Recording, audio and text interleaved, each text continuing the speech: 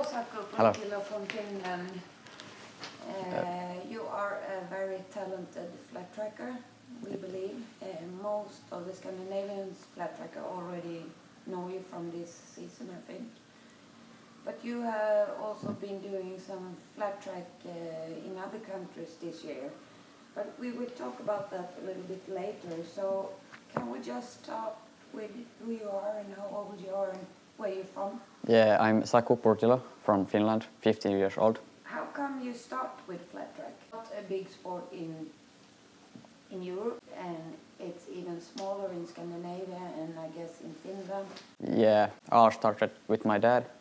He is with Lasse World Championships, and then I started. Did you have any other riding background? Did you do any other sports? Yeah, motocross and supermoto. Okay. So the step wasn't that far? No. No? Okay. When did you decide that flat track was the thing to focus on? This year, maybe. This year? Yeah, this year. But you were riding a little bit last year as well? Yeah, a little bit. Was it just for fun, try it out, and feeling when you decided that this is going to be? Yeah, I like it, and I want to be World Championships. That's why I do it. Yeah. That's your goal, okay. Yeah. I think we all get to know Burt Racing through a very good commercial PR stuff, nice logotypes and stuff, but I think lots of people are wondering, is Burt Racing a big team with other riders or? Yeah, 2 riders with me, Finnish Supermoto champ. Do you exchange experience from the flat track to the Supermoto or? No, not really. Do you think it can be beneficial? Yeah. What can you learn, you think, from each other? Sliding, braking. You talked about Lasse Kurvinen, Yeah. is his name. He is 2-time world champion. Yeah. Is there any other flat trackers in Finland? Few people, me and Lasse. But mostly you who are a little bit more serious about it, or? Yeah. Yeah. That brings me to my next question, because when you practice a lot alone, you don't get the important stuff riding with other riders, and flat track is a sport with a very crowded track. I mean, there are lots of. How do you manage that part when you practice? I used that my mechanic drive with me, and this is the way I train almost the time, alone or 2 drivers with me. So I guess then the practice you get at the same time with the racing side, like today we had a full day of practice. That's really important for you to, or? Yeah, important with me. Do you think it's good to get those opportunities to practice with Yeah, other people? yeah, of course. What do you experience from riding mostly yourself or with your mechanic and riding with the crowd? What's the difference? Overtakes. I need to overtake people. Yeah. That's a different. That's as simple as that. Overtakes, no question. You did have a really good season so far. This is, I guess, the last race of the year, or? Yeah, I think so. Can you summarize it for us a little bit? Yeah, pretty good season. The first season with me in the 250 and 450, and perfect season for me. Yeah, but you also achieved a lot of good stuff. Yeah. You became the Scandinavian champion in the junior, and you also did good in the 450s. Yeah, I managed to get 3rd place overall, and I'm happy with that.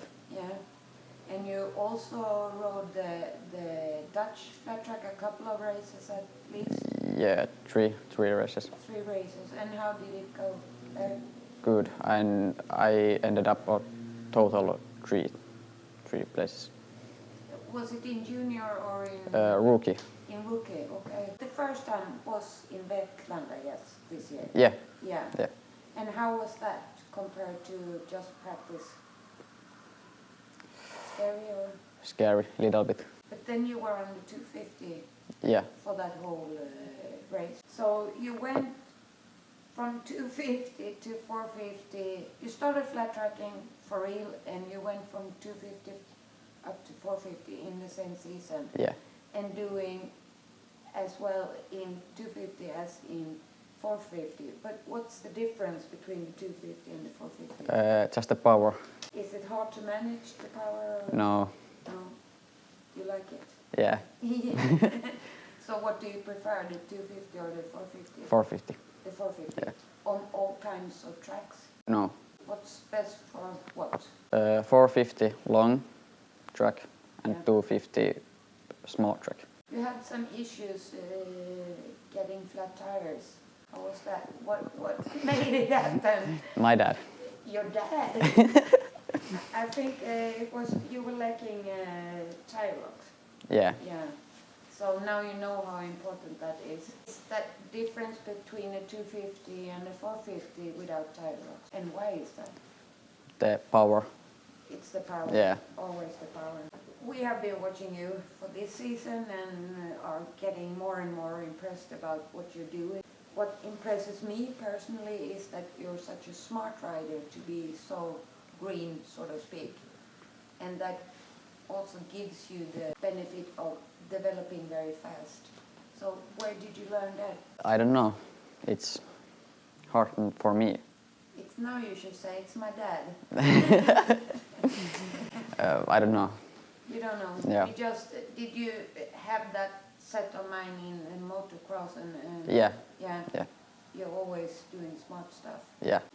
Because it's fun to watch you when you're riding. You calculate and Yeah. you watch the other riders. But this is definitely the last race of 2023, or are you doing any ice racing or something like that? No. No? No. So how do you practice during winter? Maybe ice racing. Maybe ice racing, but no racing? No just racing, for yeah. practice. Yeah. Okay. Do you have lots of opportunities to do that in Finland? Yeah, maybe. Yeah. Few spots. It was interesting because we were talking about Menno before the preparation, the requirements of stay in shape and prepare both mentally and physically, and also put lots of effort in your gear. Yeah. Make sure that everything works. How do you work with that? Do you have a program you follow, or are you developing a program? Or? No, I don't have. I have friend, music and gym. That's all I need. Yeah, but you do some training during winter. Yeah. Your father, Jukka-Pekka, told me that you doing the practice the day before the race, and then you go to bed, dream about and calculate how to do the race next day. Is that true? Yeah, it is. It is Yeah. true. So you have a full plan when standing on the start line, or? Yeah. Yeah. Yeah. Okay. Do you care about? I mean, you're young and you're fit, but do you care about what you're eating or stuff? Yeah. Yeah. Yeah, you do. Yeah. So, next year, do you have any plans for next year? Yeah, maybe Dutch flat track, Yeah. Swedish Cup and Scandinavian flat track cup. We heard a bird whisper. Maybe there will be a race around in Finland. Yeah. Would that be nice for you? Yeah, of course. Is it maybe on your home track? Yeah. Yeah, that's perfect. Then you're ahead of everyone else. Yeah. Your plans are more based on what races you're going to attend. Do you have any personal goals with your plans, within your plans? No. Sure. Yeah. I don't believe you. And you know what? Your main goal is to do the races and do them as good as possible. Yeah. Oh, okay. But if we're looking a bit further, I mean, you're really young, you're 15 years old, and it's going very well at the moment, and you're doing great. And do you have any larger goal you would like to achieve? World champions. World Championship. Yeah. That's your next milestone, so to speak. Yeah. When do you think that is happening for you? Maybe 5 years. In 5 years? Yeah. Do you think you need to make that happen, so to speak? Racing. Just more racing? Yeah. More experience? Yeah. Yeah. Because if you look at the races, the World Championship, it's quite tough. I mean, especially when you get guys like Sammy Herbert into the races, they are probably more used to the tough racing than we are in Europe. Yeah, it is tough, but hopefully. About great riders, because Sammy Herbert is of course a great rider. Yeah. Is there anyone closer here in Europe you have special, or maybe more far away? I don't know. Someone you like, I want to ride like him, or... Ah, yeah, Ara Prodel. Who? Ara Prodel, my friend. Oh! In French. Yeah, I know. Okay. About more young people riding, because there are some coming. We were watching some young guys today, and we know that the future is actually saved of the flat track in Europe. Is this something you would recommend to other 15-year-old guys? Yeah. Maybe they're doing some other motorsports. What's the deal about flat track that makes this shit? High speed. So compared to motocross, I mean, we don't have any TTs in Europe yet, so, but yeah, the World Championship has TTs. So the motocross guys would actually like it. You're having a pretty high goal with your riding, and all that stuff costs money. Partners and stuff you would like to attend now when you're on screen? Yeah, Honda, RI helmet and VMX wheels. They helped you through the first flat track season. Yeah. And they did good because you're good. Yeah, and my dad. Your dad is the main sponsor. Yeah, Kirfix Oil. They are important for you to keep doing what you're doing, Yeah. I guess. Saku, just hold on a minute. We have another guy here, and you are the youngest one here, and I might think he's the oldest, right? So we would like to invite him. Yeah. Hi, Saku. Hi. Nice to meet you. Nice to meet you. Yeah, we have now Saku Purtilo, the youngest one, and he might not be the oldest one, but he's definitely a senior rider. Before we finish the interview with Saku, is there anything you'd like to ask Saku coming? Yeah, you probably...